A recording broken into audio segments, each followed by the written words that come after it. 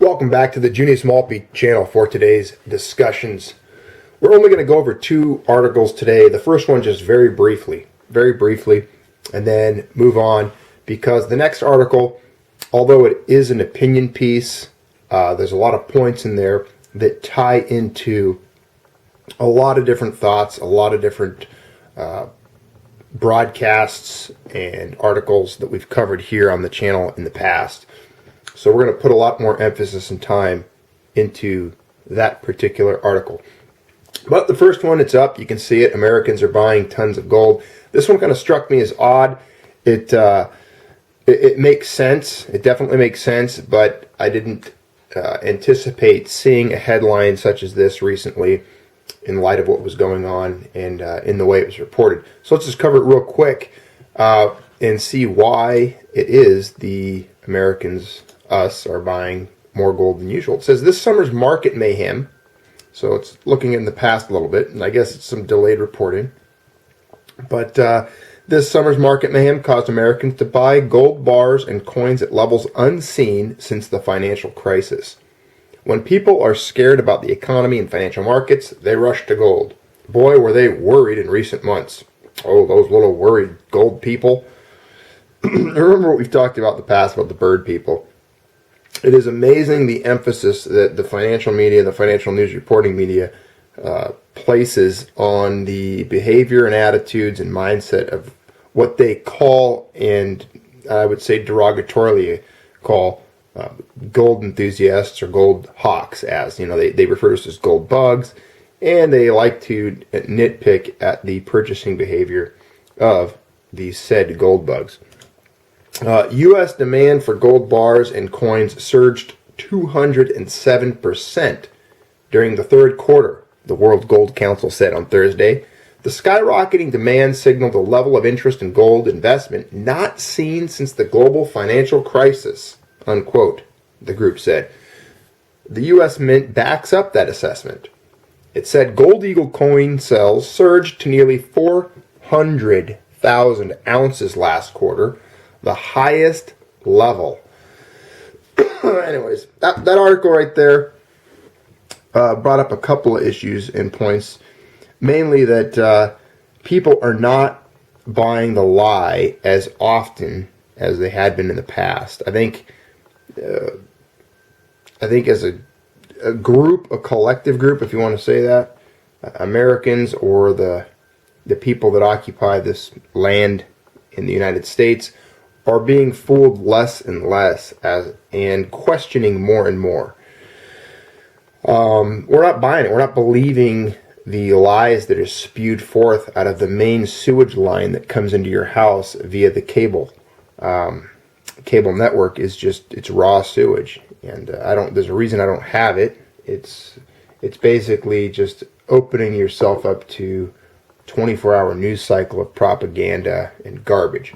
Now, more and more people, I think, are getting up, questioning what's going on, talking to friends around them, and maybe reading, researching, and paying more attention. So that might have something to do with it. They saw the way gold behaved in the past when the financial markets entered a very tumultuous time.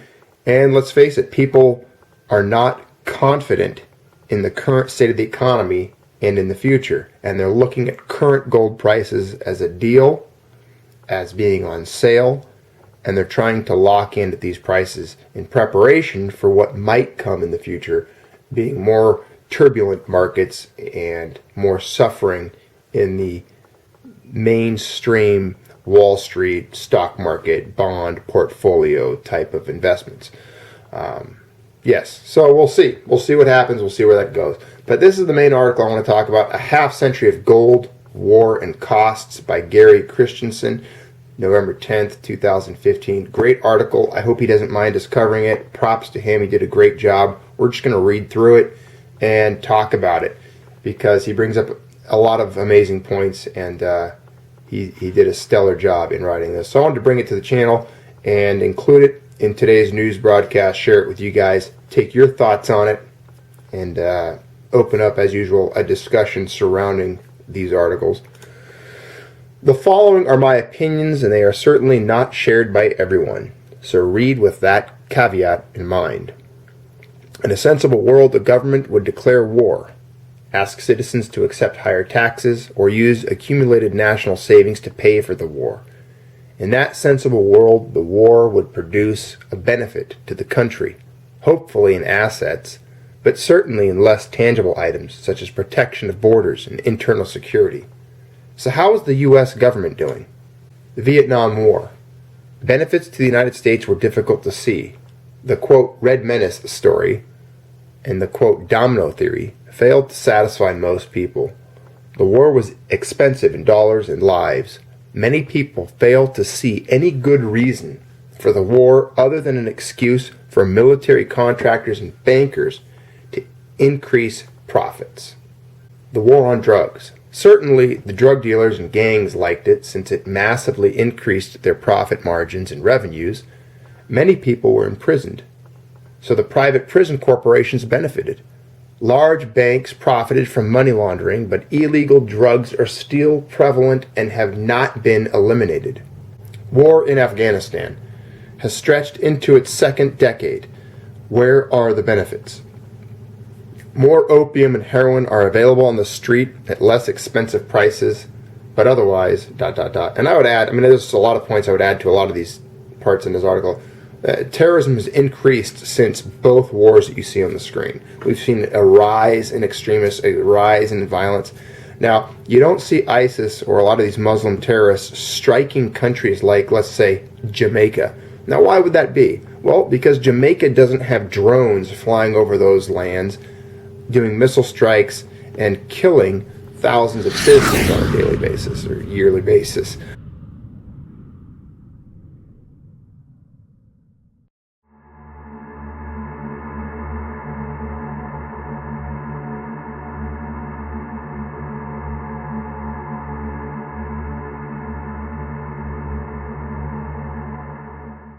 The war in Iraq. These did not work out well for the U.S. We've covered that on this channel. Big mistake. Historically, it'll always be known as a mistake. Nobody could argue nor justify the war in Iraq eloquently or articulately in this day and age. It's just, it can't be done. You're a madman if you try to. War on terror. The Homeland Security Agency was created and TSA grew more important. Security has been increased, but at what cost? Yes. The Patriot Act, all of those things are the exact opposite of that. We've given up much of our freedom, and the Patriot Act is unpatriotic, and the war on terror has done little to nothing to stem global terrorism and those types of incidents. We just covered that, so moving on. War on poverty. Amazing how you can, again, these war on poverty, war on terror, it's like these wars on systemic sociological problems. How do you wage a war on that? How do you occupy the territory that is poverty? How do you find the president of poverty and assassinate him? Where's poverty's army? How do you engage it? It's a systemic problem throughout mankind's history. You can't wage a war on it. Much poverty still exists in the U.S., possibly more than before the war on poverty was initiated. Government programs, the number of government employees, and debt have expanded immensely. Positive results are difficult to find. Tons of articles on this, even in the von Mises Institute, pointing to how the war on poverty, in effect, created poverty even more so. So, another failure. Common elements from a half century of wars are massively increased official federal debt. National debt 1965 was $317 billion. National debt 2015, $18.6 billion. Number 2, expansion of government and the military. Number 3, consumer prices have inflated. First-class postage in 1965 was a nickel. First-class postage 2015, 49 cents. A loaf of bread in 65, 21 cents. A loaf of bread in 2015, $3.95. Gas in 1965, 31 cents. Remember the old analogy, or it's not really an analogy, it's a fact. It's when you could take a quarter, a pre-64 quarter out of silver and purchase a gallon of gasoline. Well, that pre-64 quarter, if converted into Federal Reserve notes for its value in silver, can still literally buy you a gallon of gasoline. 2015, gallon of gas, about $2. Where I'm at, it's a little under. 6-pack of beer in 1965, 99 cents. 6-pack of beer 2015, $7.99. Prices for gold have increased along with other consumer prices and on average with the national debt. So what? The U.S. seems intent upon creating massively more debt and increasing military activity in Syria, Eastern Europe, and the South China Sea. Based on U.S. experiences in Vietnam, Afghanistan, and Iraq, we should not be optimistic about the benefits of the U.S. economy, international prestige, and the economic well-being of U.S. citizens. Number 2, we can be certain expanded wars will mean more debt, higher consumer prices, more government influence over the economy, and a lower standard of living for most people in the U.S. Gold and silver prices will rise.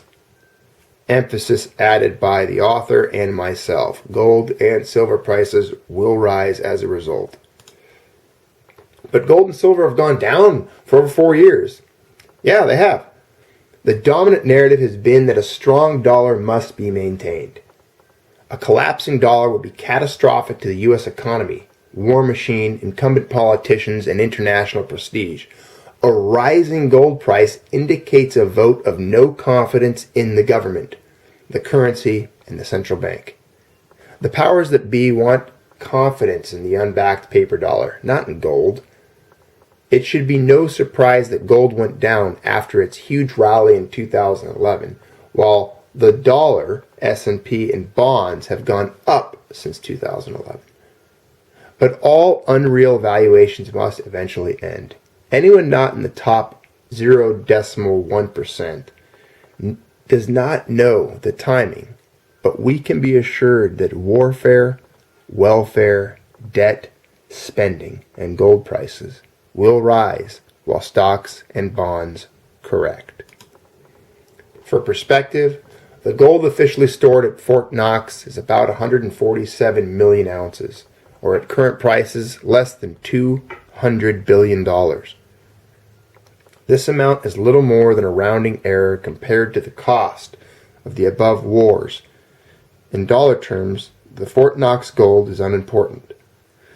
Suppose 99% of that gold has been sold into the market, call it a lease, to suppress the price of gold and maintain the perception of dollar strength. What part of that process does not make sense from the perspective of a central banker or highly placed government official who must keep the dollar strong? Assume the Fort Knox gold was sold to suppress gold prices, shipped to Switzerland, melted, and recast as 99.99% gold kilo bars, and shipped to China or Russia. Is that difficult to imagine when we know that China, India, and Russia have substantially increased their central bank and private individual gold holdings? Check out this chart here he puts in. Now, the Shanghai Gold Exchange gold withdrawals, the level of weekly withdrawals are unbelievable. Tons and tons of gold, thousands of tons of gold being withdrawn. U.S. debt limit versus gold. Statutory debt limit temporarily suspended through March 15, 2017. There's our debt in billions of dollars U.S. There's spot gold prices as the gold bar. Look at that, the gold bar, which is the gold graph line. The internet is filled with supposedly intelligent commentary about why gold prices will continue falling for the balance of the decade. I am highly skeptical. I will change my mind when the U.S. government balances its budget, begins to reduce national debt, and gives peace a chance. So there you have it. I am pretty much in agreement with 100% of that article. There's so much more we could discuss. Typically, I had a conversation with a friend the other day about this, and we were naming government agencies that supposedly supervise things and for the better and improve the product or the idea in which they're named after.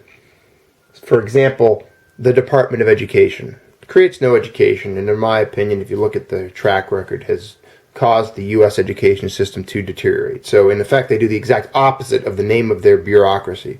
The Department of Energy creates no energy. If anything, stifles energy development and growth. The Environmental Protection Agency has gone as far as to destroy the environment in Colorado. If you don't believe me, just look up the river they painted orange recently when they uncorked a mine, flooding thousands of gallons of toxic chemicals into a river. And that was done directly by actions of the EPA.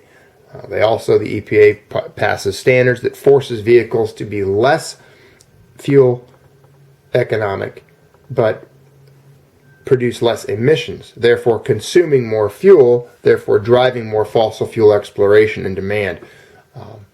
So the EPA does not do anything to protect the environment, in my opinion.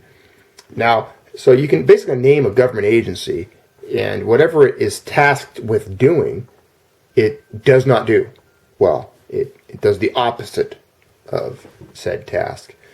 So there you have it. You look at how incompetent the average government agency or organization is. I mean, just in the news today, I was hearing about, and this was on, you can look this up right now, this is pretty hot off the press, I would say. There was some Secret Service agent who was trying to have a rendezvous with a 14-year-old girl.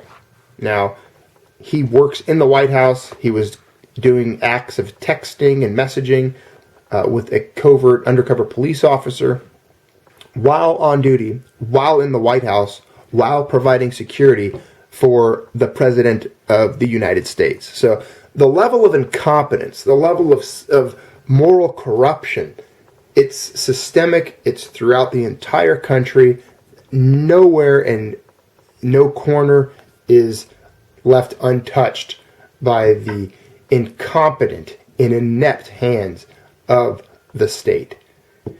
It will continue to erode, it'll continue to destroy the economy, it'll continue to destroy everything that we see around us because they are incompetent, they are inept. Think of how inept the average employee of the federal government is, and know that 50% of them are more inept and more incompetent than that.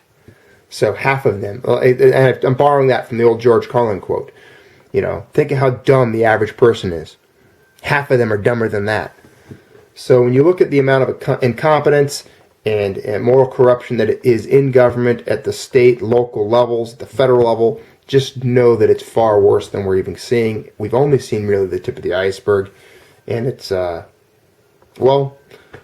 I've told other people, if you have, quote, hope for it to improve and get better, well, just hope in one hand and take a shit in the other and watch one fills up first. Thanks. Have a great day. Thank you for participating in the Junius Maltby channel. I appreciate you all being here and taking this conversation forward.